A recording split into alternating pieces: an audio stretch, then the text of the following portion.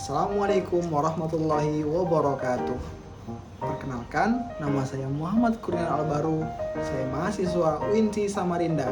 Hadirnya saya di sini yaitu didasarkan pada mata kuliah pengujian peraturan perundang-undangan yaitu atas bimbingan Dr. Anda Haji Siti Aisyah SHMA, yaitu berkaitan dengan pengujian tengah semester di UINSI Samarinda.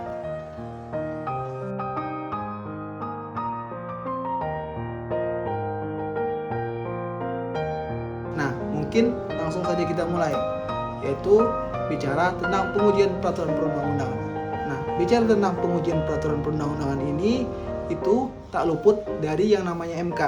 Nah, bicara tentang MK atau Mahkamah Konstitusi sendiri, atau pengujian peraturan perundang-undangan itu sendiri, tentunya kita harus mengenal sejarahnya bagaimana MK ini terbentuk.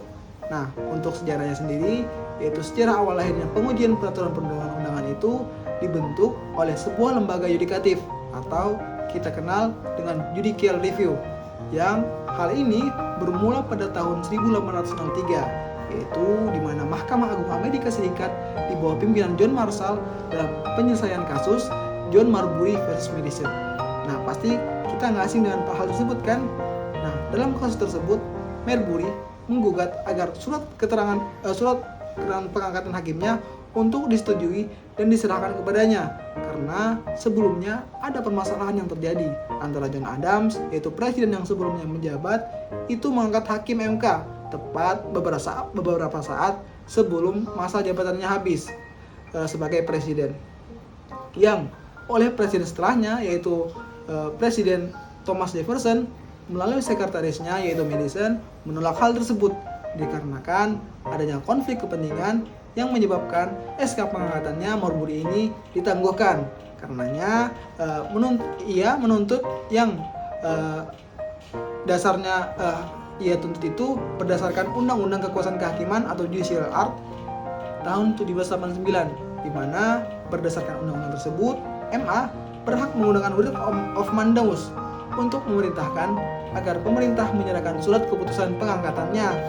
Tapi Mahkamah Agung sendiri tidak menggunakan undang-undang tersebut. Namun, yang dilakukan MA adalah justru membatalkan UU tersebut karena dipandang bertentangan dengan konstitusi. Sebenarnya Marshall yang menjadi hakim saat itu dianggap tidak layak ikut memutus perkara karena dipandang memiliki konflik kepentingan, menimbang sebelumnya Marshall adalah Sekretaris of State atau sekretaris dari negara yang menandatangani pengangkatan Marbury. Nah, akibat dari putusan Marshall tersebut barulah muncul yang namanya istilah judicial review.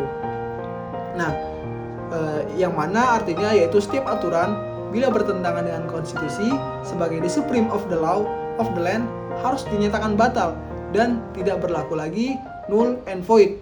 Dan dari sini pula terlahir juga yang namanya adjudikasi konstitusional, yaitu konstitusi dapat diubah secara informal melalui putusan hakim.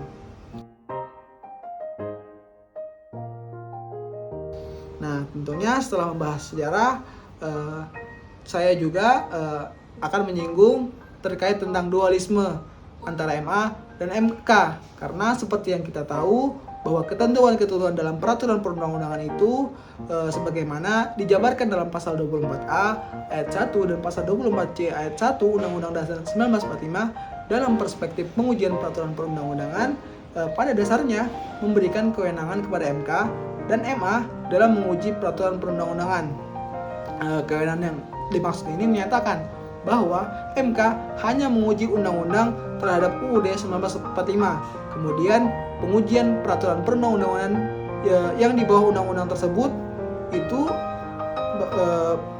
bertentangan terhadap undang-undang itu tadi sendiri, dan hal itu menjadi kewenangan MA. Tentunya ini bermasalah karena pemberian kewenangan ini pada substansi yang sama, yakni pengujian peraturan perundang-undangan, tetapi membedakan objeknya dengan organisasi yang berbeda, tetapi dalam kelembagaan negara yang sama, yakni kekuasaan kehakiman atau yang kita kenal sebagai kekuasaan yudikatif. Nah, karenanya ini tak menutup kemungkinan di kemudian hari nanti akan menimbulkan berbagai kerancuan normatif dan kerancuan teknis. Walaupun pemisahan kewenangan pengujian peraturan perundang-undangan antara MA dan MK itu diatur dalam pasal 24 ayat 1 dan pasal 24C ayat 1 Undang-Undang 1945. Namun ini tidaklah ideal karena dapat menimbulkan problem hukum yang rumit. Sri Sumantri menegaskan bahwa ada korelasi antara undang-undang yang dan peraturan di bawahnya berdasarkan ketentuan yang ada. Jika PP, Perpres, Perda bertentangan dengan undang-undang, maka akan diuji oleh MA. Maka problematika yang akan muncul adalah jika undang-undang yang digunakan untuk menguji sedang diuji di MK dan ternyata diputuskan bahwa undang-undang yang dimaksud itu bertentangan dengan UUD Negara Republik Indonesia tahun 1945, hal ini akan tentunya akan berbeda jika pengujian peraturan perundang-undangan itu dilakukan satu atap, karena kondisi di atas tadi dapat segera diatasi dan ditangani secara langsung, yaitu MK dapat mendahulukan pengujian undang-undang terhadap Undang-Undang Negara Republik Indonesia tahun 1945, dan apabila undang-undang tersebut dinyatakan bertentangan dengan UUD Negara Republik Indonesia tahun 1945, maka menjadi tidak relevan karena permohonan itu untuk menguji PP, karena UU yang dijadikan hukum pembuatan PP tidak dapat lagi berlaku. Menurut Kimlia Sidik, ada beberapa alasan yang menyebabkan dualisme pengujian peraturan tersebut. Di antara alasan tersebut yaitu yang pertama, pemberian kewenangan pengujian atau judicial review materi undang-undang terhadap Undang-Undang Dasar kepada MK yang baru dibentuk mengesankan hanya sebagian tambahan perumusan terhadap materi Undang-Undang Dasar Negara Republik Indonesia tahun 1945 secara mudah dan tambal sulam, seakan-akan konsepsi hak uji material peraturan yang ada di tangan MA tidak turut berpengaruh dengan hak uji yang diberikan kepada MK.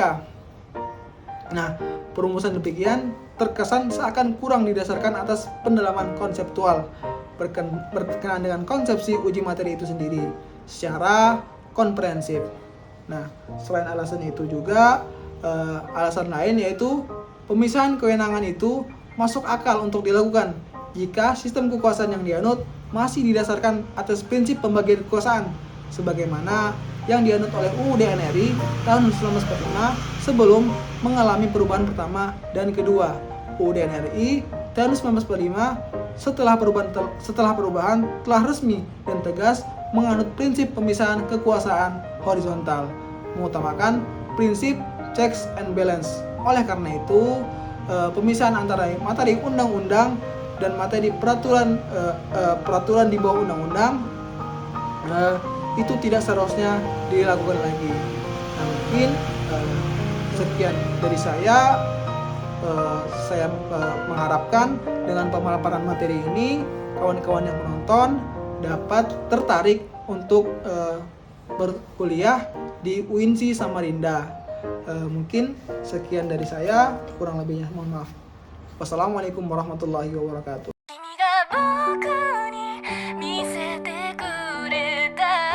世界は